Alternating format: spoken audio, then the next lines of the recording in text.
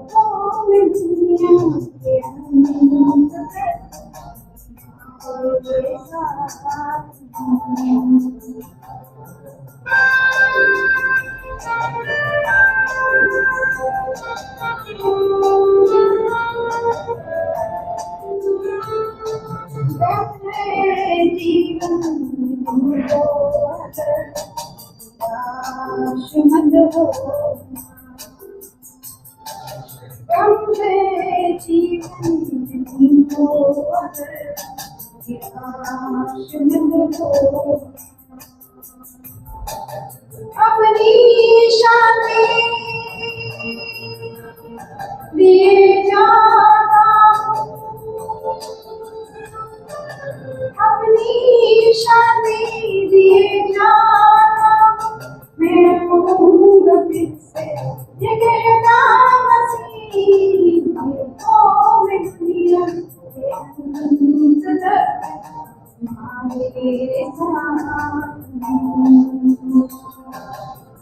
तो मैं दुनिया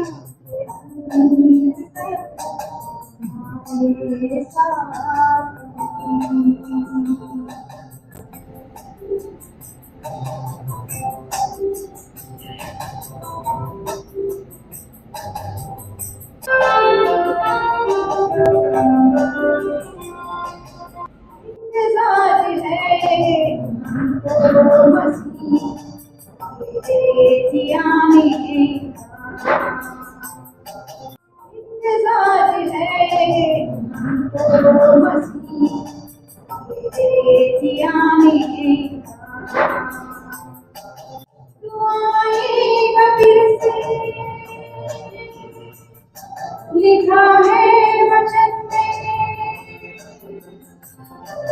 आएगा फिर से लिखा है वचन में, ले जाने को अपने करीब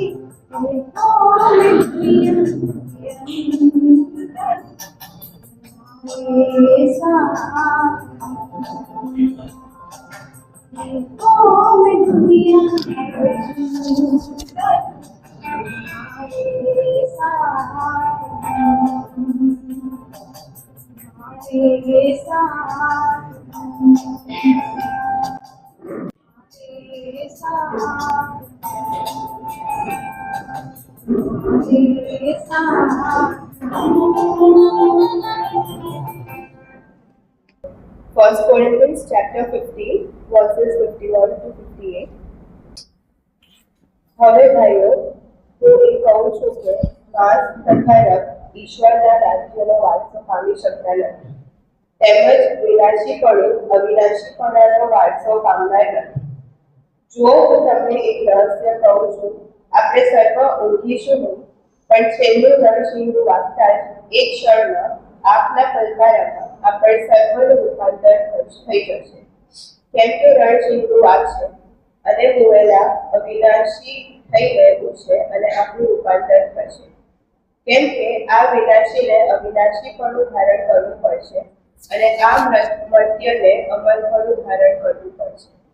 જ્યારે આ વિનાશી અવિનાશીપણું ધારણ કરશે અને આ મર્ત્ય અમરપણું ધારણ કરશે, ત્યારે મરણ જયમાં મરક થઈ કરું એ લખેલી વાત પૂર્ણ થશે. અરે મરણ તારો જય ક્યાં? અરે મરણ તારો ડંખ ક્યાં?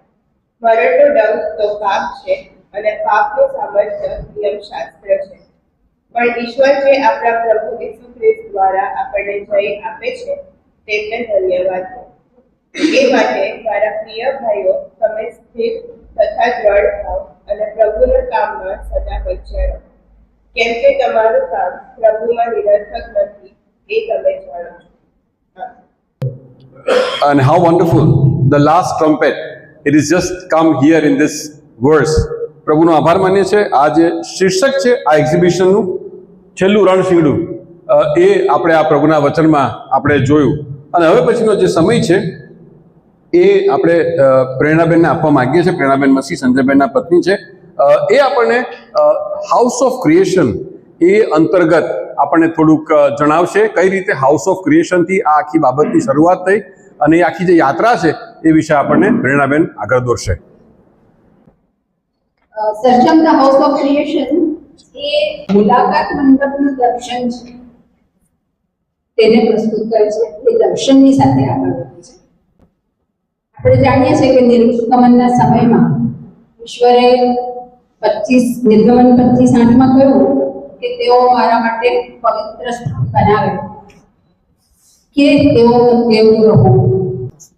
અરણ્યમાં જ્યારે ઇઝરાયેલ પ્રજા ભટકતી હતી, એમની સાથે ઈશ્વરની હાજરી તો હતી, પરંતુ ઈશ્વરે કહ્યું તમે મારા માટે મુલાકાત મંડપ બનાવો. એ મુલાકાત મંડપનું સર્જન લોકોની સર્જનાત્મકતા દ્વારા, વિવિધ દાનો દ્વારા કરવામાં આવ્યું. નવા કરારના સમયમાં પ્રભુ ઈસુ ખ્રિસ્તમાં આ જે મુલાકાત મંડપ તે આપણી મધ્ય વસ્યો. જૂના કરારમાં પ્રભુ મુલાકાત મંડપમાં મુલાકાત લીધી, નવા કરારમાં પ્રભુ ઈસુ ખ્રિસ્તમાં મુલાકાત. પ્રભુ ઈસુ ખ્રિસ્તમાં મુલાકાત મંડપ સદૈવ થઈને આપણી મધ્ય વસ્યો. એ દ્વારા આપણે એક નવી ઉત્પત્તિ બનીએ છીએ. અને નવી ઉત્પત્તિ એટલે કે આપણે હવે એક પવિત્ર સ્થાન બનીએ છીએ. એ ઉત્પત્તિથી નવી ઉત્પત્તિ તરફ જે આપણને પ્રભુ લઈ જાય છે, એ દર્શન સાથે સર્જન ધ હાઉસ ઓફ ક્રિએશન કામ કરે છે. છેલ્લું રણશીંગડું પણ પ્રતિકરણમાં પણ આપણે રણશીંગડું જોઈએ છીએ અને રણશીંગડા દ્વારા ચેતવણી મળે છે આપણને કે જ્યારે કોઈ તકલીફ આવે, કેલામતી આવે કે પછી એ સમયે કોઈ દુશ્મનો આવે તો રણશીંગડું વગાડીને બધાને સાવચેત કરવામાં આવતા હતા. પ્રભુ ઈસુ ખ્રિસ્ત પણ એક દિવસે આવવાના છે એમ પ્રભુનું વચન કહે છે. જેમ પ્રભુના વચન 1 થેસલોનિકા 4 અધ્યાયમાં તમે વાંચ્યું એ પ્રમાણે. અને એટલા માટે રણશીંગડું બહુ મહત્વનું છે.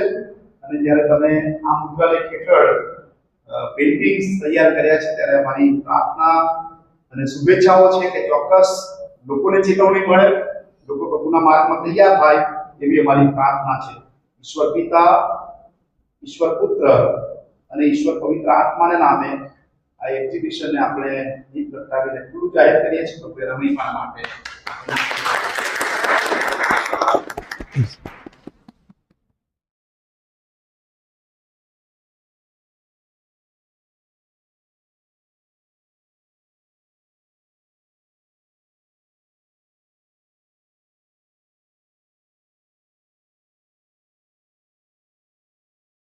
પ્રભુ પવિત્ર આત્મા દેવ, તમે તમારા દાસ સંજયભાઈ મસીહને પ્રભુ એક દર્શન સાથે તેડ્યા અને પ્રભુજી જ્યારે તમે તમારા સેવકોને તેડો છો, એમની વાતોને સ્થિર કરો છો, એમને દર્શન આપો છો અને દર્શનમાં આગળ વધારો છો. પ્રભુજી અમે આ ભગીરથ મોટા કાર્યના માટે આજે સવારે તમારો પુષ્કળ આભાર માની તમારા સેવકને તમે કૃપાદાન આપ્યું છે અને એમણે વધસ્તંભ તરફ દ્રષ્ટિ કરી અને આ વધસ્તંભના જે પ્રભુજી અત્યારે પેઇન્ટિંગ્સ અહીંયા છે કે જે અમને પ્રભુ ઈસુ ખ્રિસ્તના પુનરાગમન માટે પ્રભુ ઈસુ ખ્રિસ્તનું જે વધસ્તંભ પર મરણ થયું છે એના માટે તૈયાર કરે છે. તમે અમારા માટે મરણ પામ્યા પણ ફરીથી રણસિંગડું વાગશે અને જ્યારે તમે તમારી કન્યાને તમારા લોકોને જેઓ તમારા પર વિશ્વાસ કરે છે તેઓને ગગનમાં કેળી લેવાના માટે આપવાના છો એ એક વિશ્વાસ સાથે આજે એક્ઝિબિશન પ્રભુ અમે ખુલ્લું મૂક્યું. અમે તમને ધન્યવાદ આપીએ છીએ. જેઓ અહીંયા છે એમના જીવનો માટે એમના વિચારો માટે એમની આ સંસ્થા અને આ કાર્યક્રમની સાથે જે સહભાગીતા છે એ બધાના માટે આભાર માનીએ છીએ. અને 3 દિવસ સુધી 4 દિવસ સુધી બહારથી પ્રભુ પડોશીઓ મિત્રો જેઓ પ્રભુજી આ સમાચાર જાણીને અહીંયા મુલાકાતે આવે એમની સાથે સંજયભાઈ અને ટીમ જ્યારે પ્રભુ ઈસુ ખ્રિસ્ત વિશેની વાત કરે, રણસિંગના વિશે સમજણ આપે, ચેતવણી આપે, સંદેશ આપે ત્યારે એમની વાતચીતમાં પણ પ્રભુ તમારી હાજરી હોય એવી અમે પ્રાર્થનાને વિનંતી કરીએ છીએ. ફરીથી અમે પ્રેરણાબેન, મિત્ર આકાશ, મિત્ર નિધિ અને એમના કુટુંબ માટે સેવાઓના માટે આભાર માનીએ છીએ. એમણે એમનું સર્વસ્વ આ કાર્યના માટે આપી દીધું છે. પુષ્કળ મહેનત કરે છે. તમારો આશીર્વાદ અમે તમારા સેવકને આપજો એવી અમારી પ્રાર્થના છે. અને પ્રભુ તમારા મહિમા માટે કરેલું કોઈ પણ કામ વ્યર્થ જતું નથી એ અમે વિશ્વાસપણે દ્રઢપણે માનીએ છીએ. અને આ કામ પણ વ્યર્થ નથી પણ એનો બદલો તમે આપવાના છો એ વિશ્વાસ સાથે અમે બધા જ તમારા હાથોમાં સોંપાતા અમારી પ્રાર્થના પ્રભુ ઈસુમાં સાંભળો અને તેનો સ્વીકાર કરો. આમીન. પહાડ પરની વાડીમાં રાત્રિ અંધારી, પહાડ પરની વાડીમાં રાત્રે અંધારી, પાપી કાજ રડતા ઘણી રાત કાઢી, પ્રભુ મને દેજે પ્રીતડી તારી, પ્રભુ મને દેજે પ્રીતડી તારી, પહાડ પરની વાડી મારા ત્રે અંધારે.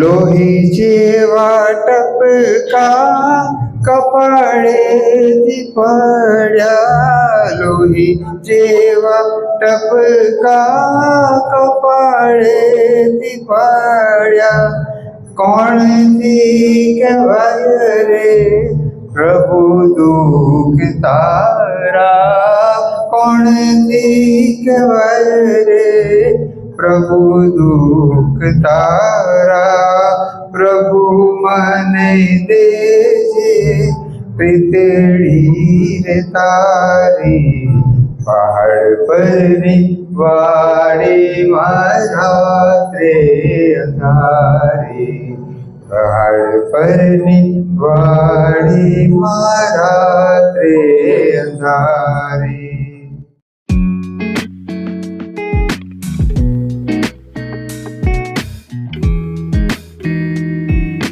એટલે હવે આપણે આ જે એક્ઝિબિશનમાં સેમિનારમાં આગળ વધીએ.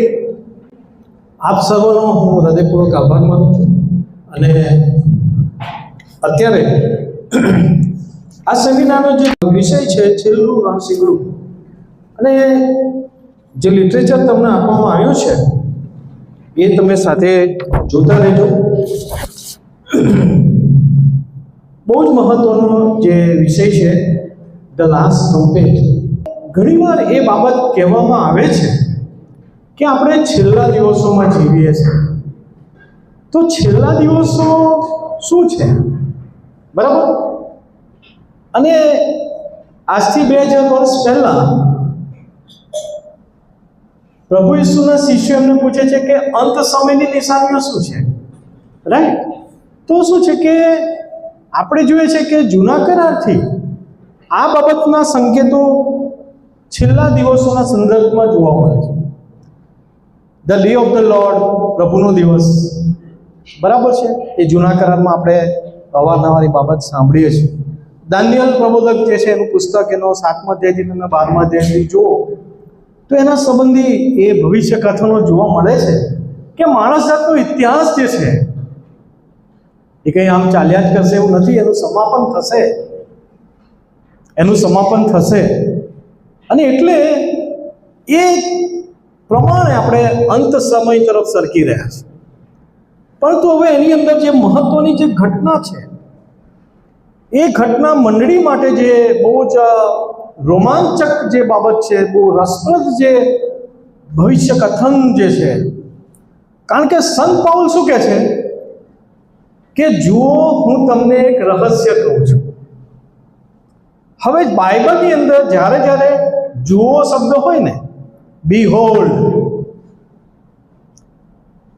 ત્યારે કાન સતર્ક કરી દેવાનું.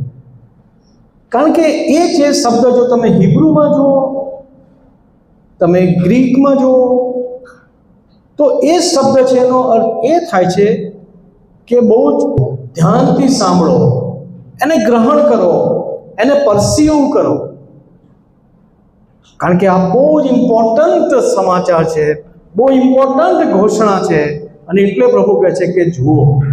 અને એટલે તમે જુઓ કે સંત પાઉલ જે છે એ પણ જ્યારે આ શરૂઆત કરે છે ત્યારે એની અંદર કહે છે કે જુઓ, હું તમને એક રહસ્ય કહું છું. અને એટલે અહીંયા એ જે રહસ્ય જે છે એ સંત પાઉલ આપણને જણાવે છે.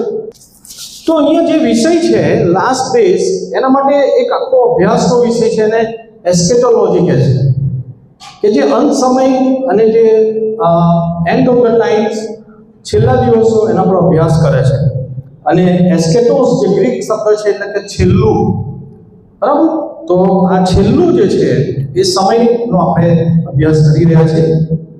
તમે જુઓ કે જૂના કરારમાં, નવા કરારમાં આપણને સંદર્ભો જોવા મળે છે. અને નવા કરારમાં આપણે કહીએ છીએ કે પ્રભુ ઈસુ ખ્રિસ્ત માર્કની સુવાર્તા એનો 1લો અધ્યાય 15મી કલમમાં શું કહે છે? The kingdom of God has come near. દેવનું રાજ્ય પાસે આવ્યું છે. પ્રભુ ઈસુ આ રીતના રજૂઆત કરે છે કે દેવનું રાજ્ય પાસે આવ્યું છે, પસ્તાવો કરો, સમય પૂરો થયો છે, રાઈટ? અને એટલે બહુ મહત્વની બાબત આપણે જોઈ રહ્યા છીએ. તો ગગનગમન જે છે એ શું છે?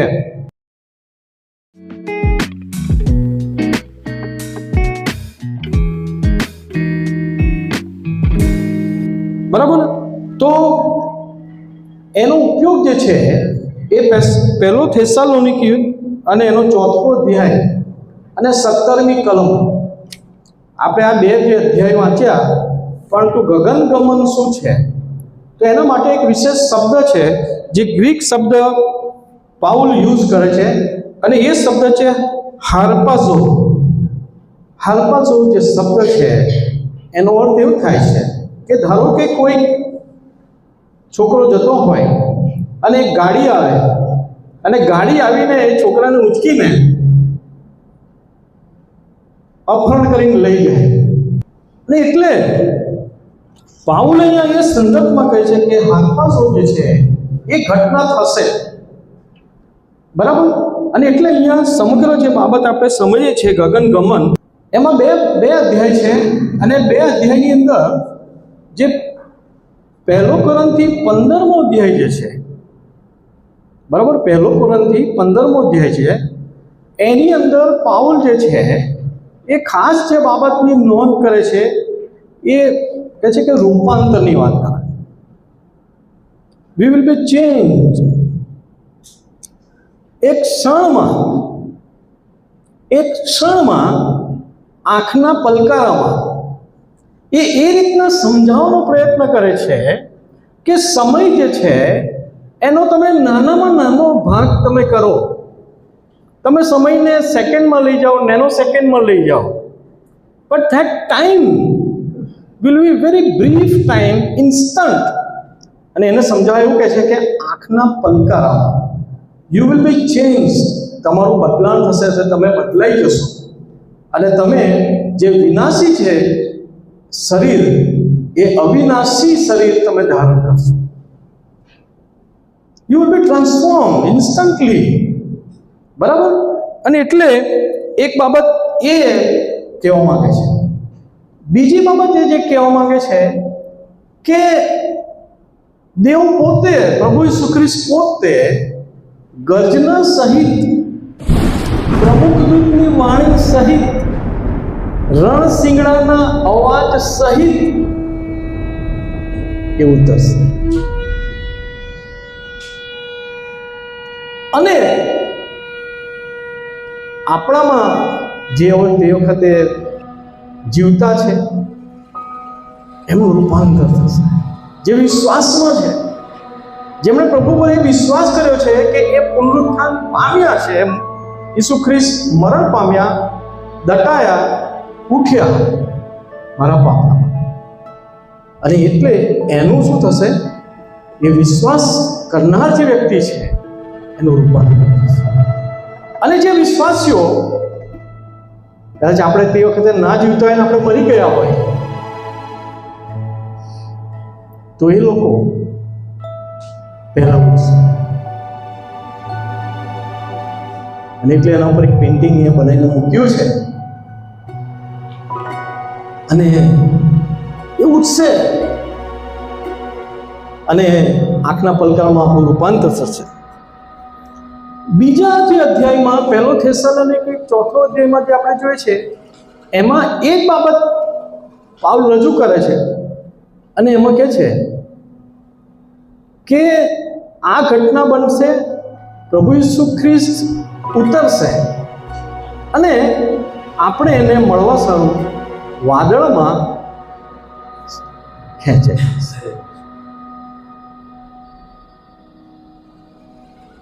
અને એના માટે એ હરપાજો શબ્દ વાપરે છે. એટલે આ 3 બાબત બનશે. પહેલું શું કે આપણે પાઉલ કહે છે કે તમારું રૂપાંતર થશે, યુ બી ચેન્જ. અને પ્રભુ પોતે શું છે? ગર્જના સહિત, પ્રમુખદૂતની વાણી સહિત, રણશિંગડાના અવાજ સહિત ગગનમાં ઉતરશે. અને ત્રીજી બાબત, જે મોયેલા છે ઉઠશે, જે વિશ્વાસી છે ઉઠશે અને બધાને પ્રભુ ગગનમાં ઉંચકી લેશે. આખી જે ઘટના છે ગગનગમન. પરંતુ બહુ ઇન્ટરેસ્ટિંગ બાબત એ છે, હવે તો આપણે જૂના કરારમાં જોઈએ. જૂના કરારની અંદર તમે જુઓ ઉત્પત્તિ 5મો અધ્યાય અને 24મી કલમ. ઉત્પત્તિ 5મો અધ્યાય અને 24મી કલમમાં શું લખ્યું છે કે હનોક એ ઈશ્વરની સાથે ચાલ્યો. Enoch walk with God. Enoch walk with God. અને પછી શું લખ્યું છે? He was not there. He was not there. અને પછી લખ્યું છે God took him. ગુજરાતીમાં અલગ થઈ ગયો, ઇંગ્લિશમાં કહે છે કે he was not there. કદાચ કોઈની સાથે વાત કરતો હશે, but he was not there. એના ટેસ્ટિમોની આપી કે I was talking to Enoch, but he was not there. અજેબ કેવું કહેવાય. પણ આ બાબત જૂના કલમમાં લખી છે, ઉત્પત્તિના પુસ્તકમાં. એનો અર્થ એ થયો કે આ જે વાત સંત પાઉલ લખે છે તે આપણા માટે પણ બનશે. That will happen for us also. કોના માટે બનશે? તો કહે છે કે હનો ઈશ્વરની સાથે ચાલ્યો. Those people who will walk with God, જે લોકો ઈશ્વરની સાથે ચાલશે, કારણ કે આપણે આ વિશ્વાસની મજલમાં આપણે ઈશ્વરની સાથે શું છે? ચાલવાનું છે.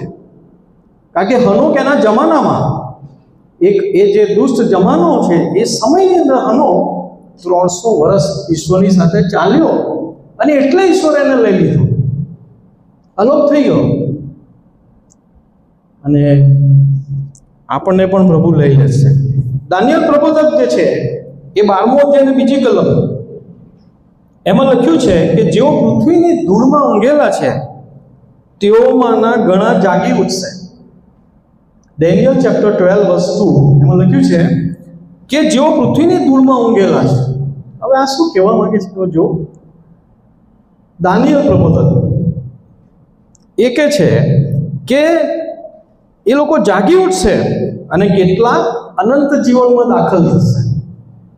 આ રેપ્ચર જે છે, ગગનગમન છે, એ આપણા માટે જીવનનું દ્વાર છે, સનાતન જીવનમાં પ્રવેશવાનું દ્વાર છે, ઇટર્નલ લાઈફમાં પ્રવેશવાનું દ્વાર છે. આપણે એમાં એન્ટર થઈશું. કેમ કે રક્ત અને માંસ એ દેવનું રાજ્ય પ્રાપ્ત કરી નથી શકતું. જે વિનાશી છે એ એમાં પ્રવેશી નથી શકતું.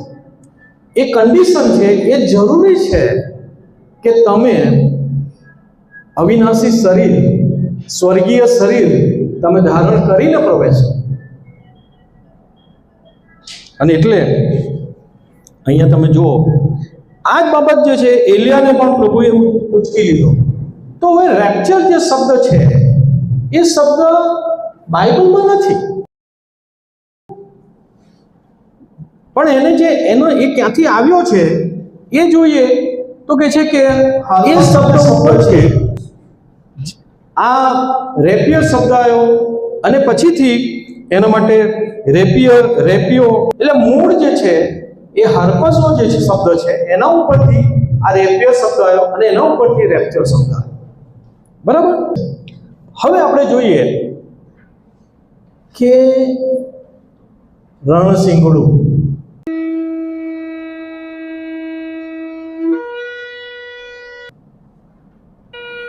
શા માટે રણસિંગડું? શા માટે ટ્રમ્પેટ? તો તમે જુઓ કે જૂના કરારમાં ઈસ્રાયેલ પ્રજા અરણ્યમાં હતી. હવે એમને જવાનું તો ક્યાં? કનાનમાં. આપણે ક્યાં જવાનું છે? સ્વર્ગીય કનાનમાં. એ લોકો મજલમાં છે, આપણે પણ વિશ્વાસની મજલમાં છે. હવે એ લોકોને પ્રભુ એ કહે છે કે જ્યારે રણસિંગડું બે રીતના વાગશે, બે રણસિંગડા બનાવવાના. તો એક રણસિંગડું જે છે એ લોકોને એકત્ર કરવા માટે, અને બીજું રણસિંગડું છે એ જ્યારે છાવણીને આગળ લઈ જવાની હોય, મુસાફરીમાં અરણ્યમાં આગળ લઈ જવાનું હોય ત્યારે બીજું રણસિંગડું હોય. એટલે તમે જુઓ કે મૂળભૂત રીતના રણસિંગડું જે છે અરણ્યમાં છે, સાથે સાથે રણ મેદાનમાં છે, યુદ્ધની પરિસ્થિતિ છે, સાવધ થવાની પરિસ્થિતિ છે, જ્યારે આપણે સાવધાન રહેવાની પરિસ્થિતિ છે, ચેતવણી જે છે, એલર્ટ થવાનું છે, એકત્ર થવાનું છે. હવે જાણે કે હવે ઉપડવાનું છે, પેલું ટ્રેનનું સિગ્નલ વાગે એટલે ટ્રેનની અંદર ચડી જવું પડે. આ એ પરિસ્થિતિ છે. અને એટલે અહીંયા તમે જુઓ કે ઈસ્રાયેલ પ્રજા એમાં જે રણસિંગડું જે વગાડવામાં આવતું હતું એ રણસિંગડું એ જે જમાત, એ ઈસ્રાયેલ પ્રજાની જે જમાત જે છે એને એકત્ર કરવા માટે અને હવે છાવણીમાં આગળ વધવા માટે એ રણસિંગડું વગાડવામાં આવતું.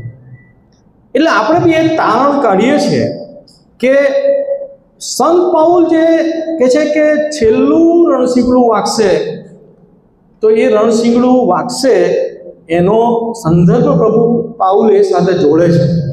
પરંતુ હવે મહત્વની વાત એ છે કે શા માટે છેલ્લું? બરાબર. કારણ કે પ્રકટીકરણમાં પણ રણશીંગડાનો ઉલ્લેખ છે, 7 રણશીંગડું કે 7મું રણશીંગડું એનો ઉલ્લેખ છે. તો પછી છેલ્લું કયું? તો અહીંયા પાઉલ જે સંદર્ભ આપે છે, પાઉલ જે કહે છે કે છેલ્લું રણશીંગડું, ધ લાસ્ટ ટ્રમ્પેટ, એનો અર્થ એ છે કે આપણામાં જે લોકો વિશ્વાસની મજલમાં અત્યારે ચાલી રહ્યા છે, બહુ ધ્યાનથી આ વસ્તુને સમજવાનો પ્રયત્ન, કે એ લોકો માટે એ છેલ્લી તક કહી શકાય. That's the last opportunity to enter from death to life, મરણમાંથી જીવનમાં પ્રવેશવા માટે. કારણ કે જ્યારે એ પ્રભુએ કહ્યું છે કે વાગશે ત્યારે ટ્રાન્સફોર્મ થશે, you will be change and you will be carried અવે, યુ વિલ બી સ્નેચ્ડ. એટલે કે પ્રભુને મળવા માટે ગગનમાં તમે જશો. આ બાબત જે છે કે એ આપણને એક લાસ્ટ ઓપોર્ચ્યુનિટી જે છે એ આપે છે, અને માટે આ છેલ્લી તક છે. 1 યોહાન 2 અધ્યાય 18મી કલમ, એમાં યોહાન શું કહે છે કે બાળકો, આ છેલ્લી ઘડી છે, બરાબર? આ છેલ્લું રણશીંગડા માટેની આ છેલ્લી ઘડી છે કે જેમ કે કહે છે કે ખ્રિસ્ત વિરોધી આવનાર છે, એવું તમે સાંભળ્યું છે, તેમ હમણાં ઘણા ખ્રિસ્ત વિરોધી થયા છે, અને એટલે આપણે જાણીએ કે આ છેલ્લી ઘડી, ઇઝ ધ લાસ્ટ ઓપોર્ચ્યુનિટી. અને એટલે અહીંયા આપણે એ બાબત જોઈએ છે. અને એટલે છેલ્લું રણશીંગડું એક બહુ જ ઇન્ટરેસ્ટિંગ બાબત છે કે આમાં જે રણશીંગડા વગાડવામાં આવતા હતા એમાં ઘેટાના સિંગ, ઘેટાનું જે સિંગ છે એ સિંગમાંથી એ રણશીંગડું બનાવતા હતા. હવે આ જે રણશીંગડાનો અવાજ શું પ્રગટ કરે છે?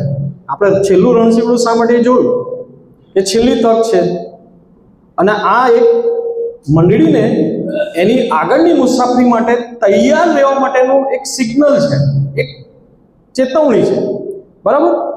પણ હવે રણશીંગડાનો જે અવાજ, there are different types of voice, એનો સાઉન્ડ, એ યહૂદી લોકો એ અલગ અલગ રીતના એને વગાડે છે.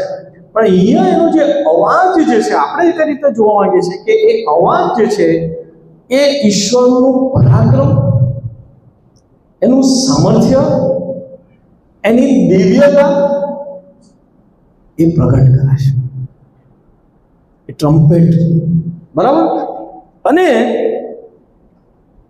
એ શત્રુના હાથમાંથી જ્યારે તમને પ્રભુ છોડાવે, એનો જે પોકાર, એ પોકાર પ્રગટ કરે છે, એક ઇન્વિટેશન પ્રગટ કરે છે, ઇન્વિટેશન, બરાબર?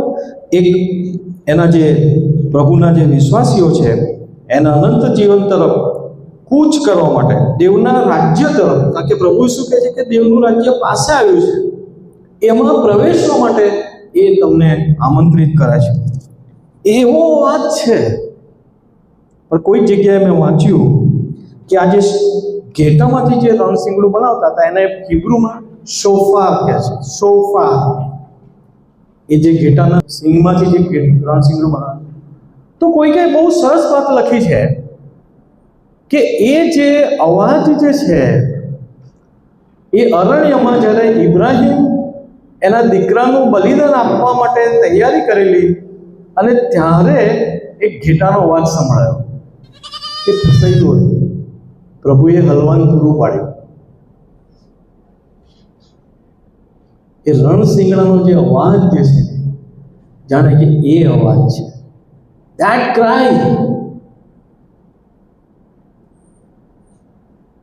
અને એ જે ઘેટું છે એ પ્રભુ ઈસુ ખ્રિસ્ત જે વધસ્તંભ ઉપર જે એમની જે વાણી છે, વધસ્તંભ પર ઈસુ ખ્રિસ્ત જે કહે છે કે હે પિતા, તેઓનો માફ કર, my Lord why have you forsaken me, એ જે ક્રાય જે છે એ જાણે કે ઘેટાનો ક્રાય છે, એની વાણી છે, પુકાર છે કે જે આપણને તેડું આપે છે. અને એટલે આ જે રણશીંગડું છે એ તારણનું રણશીંગડું છે, તારણની વાણી છે. It's a horn of salvation. દાઉદ રાજા કહે છે ગીત શાસ્ત્ર 18:1-3 કે આ તારણનું રણશીંગડું છે. It's a horn of salvation. એ વાગે છે, એ તેડું આપે છે મરણમાંથી જીવન તરફ. અને એટલે છેલ્લી બાબત એ સાથે આપણે પૂરું કરીશું. અને તમે જુઓ, મને થયું કે પ્રભુ ઈસુ ખ્રિસ્ત આ બાબત વિશે ક્યાં કહે છે? ગગનગમન વિશે, એના રેપ્ચર વિશે કોઈ જગ્યાએ પ્રભુ ઈસુ ખ્રિસ્ત ઉલ્લેખ કરે છે? કઈ રીતે કરે છે? તમે જુઓ, માથી 24મો અધ્યાય 40-42 એની અંદર લખ્યું છે, પ્રભુ પોતે કહે છે કે તે વખતે ખેતરમાં 2 જણા હશે. ખેતરમાં 2 જણા હશે, એક લેવાશે અને બીજો પડતો મૂકાશે. 2 સ્ત્રીઓ ઘંટી દળતી હશે, એક લેવાશે, બીજું પડતું મૂકાશે. હલોકના જેવું થશે, અલોપ થઈ જશે. કેટલું ગજબનું આજે આપણે એ માની શકીએ છીએ. પણ આ બનશે કે જે જૂના કરારમાં બન્યું હનોકના હકમાં, બરાબર? અને એ પુનરુત્થાન પ્રભુ ઈસુ ખ્રિસ્ત પામ્યા અને પ્રભુ ઈસુ ખ્રિસ્ત પણ સ્વર્ગારોહણ થયું. અને એમણે એ વિશિષ્ટ જે શરીર જે છે ધારણ કર્યું, સ્વર્ગીય શરીર. કે શરીર કેવું હતું? તો કે છે કે આપણે એમને ઓળખી શકીએ, આપણે એમને સ્પર્શ કરી શકીએ, એ ખાઈ શકે, પરંતુ સાથે એ દરવાજામાંથી પસાર થઈ શકે. તો આવું વિશિષ્ટ પ્રકારનું જે શરીર છે, એ સ્વર્ગીય શરીર જે છે એ આપણે ધારણ કરીશું. કેટલું અજાયબ જેવું છે. ઇનકરપ્ટેબલ, પછીથી એ કદી ખવાઈ નહીં જાય, મરી નહીં જાય. જૂના કરારમાં જે હનોકનું થયું એ સમજ ના પડી, પણ લખવામાં આવ્યું કે હનોક અલગ થઈ ગયો. પણ એના પહેલા એવું લખ્યું કે હી વોક વિથ ગોડ. તો હવે એના હકમાં જે થશે કે those who will walk with God till they die. કેમ કે પ્રભુ કહે છે કે ઊંઘી ગયેલા વિશે, પાઉલ કહે છે ઊંઘી ગયેલા વિશે તમે અજાણ્યા રહો એવી મારી ઈચ્છા નથી. કેટલું પ્રેશિયસ બાબત છે કે ઊંઘી ગયેલા વિશે તમે અજાણ્યા રહો એવું ઈચ્છતો નથી. આ એક રહસ્ય તમને કહું છું. It's a mystery. This will happen. કે આવું છેલ્લું રણશીંગડું વાગશે, તમારું રૂપાંતર થઈ જશે. જે મુએલા છે ઉઠશે, પ્રભુ પોતે ઉતરશે અને વાદળમાં તમને ખેંચી જશે. That is a mystery. અને પ્રભુ ઈસુ ખ્રિસ્ત આ વાત કહે છે અને એક દ્રષ્ટાંત આપે છે. 10 કુમારિકાનું દ્રષ્ટાંત આપે છે. અને અહીંયા કુમારિકા જે છે મંડળીમાં પ્રભુની કન્યા છે. અને હવે પ્રભુ ઈસુ ખ્રિસ્ત આ દ્રષ્ટાંત દ્વારા શું કહેવા માંગે? તો કહે છે કે આ 10 જણા એ વરને મળવા સારું નીકળ્યા. આપણે પણ નીકળ્યા છે વિશ્વાસની મજલમાં. આપણે પણ વિશ્વાસની મજલમાં બધા ચાલી જ રહ્યા છે. પણ એમાં 5 બુદ્ધિવંતી હતી કે જેમણે કુપ્પીમાં તેલ લીધું હતું. 5 મૂર્ખ હતી, મસાલ લીધી હતી, સળગાવી હતી, પણ કુપ્પીમાં તેલ નહોતું. અને પછી શું લખે છે કે વરને આવતા વાર લાગી. અને એટલે શું થયું કે પેલા લોકોનું જે છે બુજાઈ ગઈ, મસાલો બધી બુજાઈ ગઈ. અને ત્યારે પેલા લોકો એવી બૂમ પડી. અને ત્યાં શું શબ્દ વાપરે છે? જુઓ વર આવ્યો. જુઓ, behold the bridegroom has come. અને એ ઇન્સ્ટન્ટમાં એ જે સાઉન્ડ થશે, એ અવાજ થશે રણશીંગડાનો, જુઓ the bridegroom has come. અને તે વખતે જેની કુપ્પીમાં તેલ હશે, જેની મસાલ સળગતી હશે, વિશ્વાસની મજલમાં એને પ્રભુ આકાશમાં લઈ જશે. અને પેલા લોકો જે છે મસાલો પૂજાઈ ગઈ છે, કુપ્પીમાં તેલ નથી, વેચાતું લેવા જાય છે, એટલામાં તો પ્રભુ આવી જાય છે, પેલા લોકોને લઈ જાય છે અને પછી તે દરવાજો બંધ થઈ જાય છે. ધ ડોર ઇઝ ક્લોઝડ, દરવાજો બંધ થઈ જાય છે. અને એ રીતના પ્રભુ ઈસુ ખ્રિસ્ત એમની રીતના એ જીવનના બારણા વિશે કહે છે કે આઈ એમ ધ ગેટ, હું બારણું છું. આ એક્ઝિબિશનની શરૂઆત એ બારણા સાથે થાય છે, આઈ એમ ધ ગેટ. અને બીજું એક પેઇન્ટિંગ મેં આ વખતે મૂક્યું છે અને એની અંદર એ છે કે આપણું હૃદય આપણે કઠણ ન કરીએ. પ્રભુનું વચન કહે છે કે તમે તમારું હૃદય કઠણ ના કરો. આજે તેની વાણી સાંભળો તો કેવું સારું. અને એટલે જે રાનમાં જે પોકારનાર વાણી છે, જે રણસિંગડા દ્વારા જે પ્રભુની વાણી છે, એ વાણી જે છે એ સાંભળવાનું પ્રભુ આપણને કૃપા આપે, આપણી સહાયતા કરે અને આપણે સર્વ આ વિશ્વાસની મજલમાં આગળ વધતા આપણે જ્યારે પ્રભુ આવે તો આપણે મરણ પામ્યા હોય કે આપણે હયાત હોય, પણ એના વચન પ્રમાણે પ્રભુ સદાકાળના જીવનમાં આપણને સર્વને એની સાથે લઈ જાય એવી પ્રાર્થના કરીએ. અત્યારે આ સમય આપણે પ્રાર્થના કરીએ, આપણા મસ્તક નમાવી. I request reverend Samuel Swatik sir to lead us in closing prayer. પિતાજી, આજે બપોરે અમે આ હોલમાં મળીને તમારું વચન સાંભળતા તમારી સ્તુતિ કરીએ છીએ. પ્રભુ ઈસુમાં અમને જે આશાઓ મળેલી છે એમના પર વિશ્વાસ કરવાથી જે અનંત જીવન છે, આ ખાતરીઓને માટે પ્રભુ અમે આભાર માનીએ છીએ. તમારી કૃપા અમારા જેવા લોકો પર, અને તેથી પ્રભુ આ મુશ્કેલ ભર્યા જમાનામાં પણ તમે અમને ગજબ રીતે દોરી રહ્યા છો. અમે સ્તુતિ કરીએ છીએ. આવા પ્રસંગો, આવા બનાવો અને આવા ખાસ પ્રદર્શનો વડે તમે અમારી સાથે વાત કરવા માગો છો, એના માટે આભાર માનીએ છીએ. અમને આ પ્રદર્શન પણ આપ્યું, અમે સ્તુતિ કરીએ છીએ. તમારા સેવકને જે વિષય આપ્યો, છેલ્લું રણસિંગડું, અમે આભાર માનીએ છીએ. અને આજે એના જે ખુલાસાઓ બન્યા અમે સ્તુતિ કરીએ છીએ. અને પ્રભુ છેલ્લું રણસિંગડા વાગવાની રાહ અમે જોઈ રહ્યા છીએ. અમારા પ્રભુ પાછા આવવાના છે અને અમને એમની સાથે લઈ જવાના છે. ત્યારે જે બધું બનવાનું છે એના માટે પ્રભુ અમે સ્તુતિ કરીએ છીએ.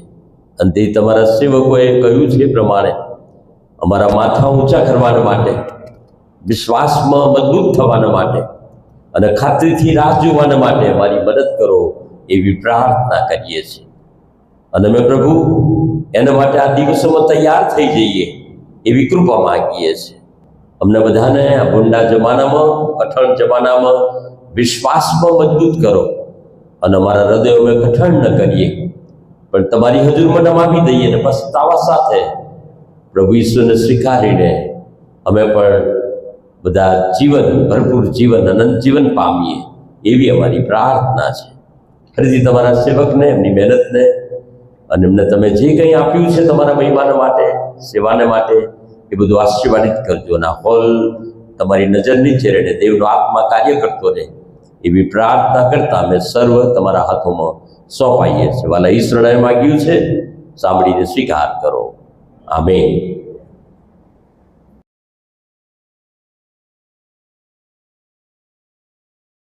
आखिरी रणसिंगा फूका जाने वाला है.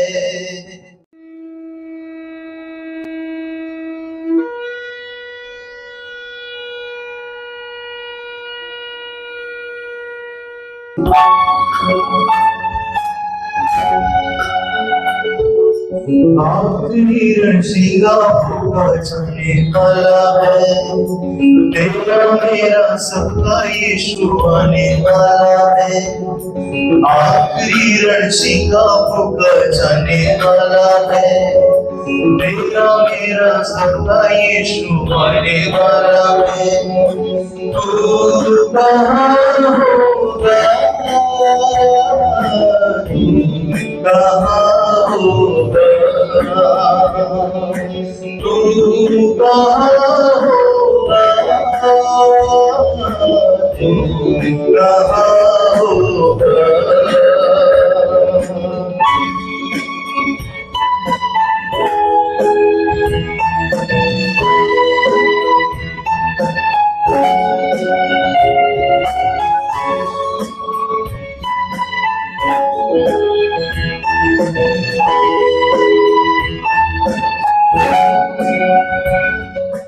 तेरी दौलत तेरी शौहरत काम आएगी, वो सभी से प्यारे तेरे काम आएगी। दुनिया में तू तन्हा रह जाने वाला है, दुनिया में तू तन्हा रह जाने वाला है। तू कहाँ होगा, तू कहाँ होगा, तू कहाँ होगा, तू कहाँ होगा।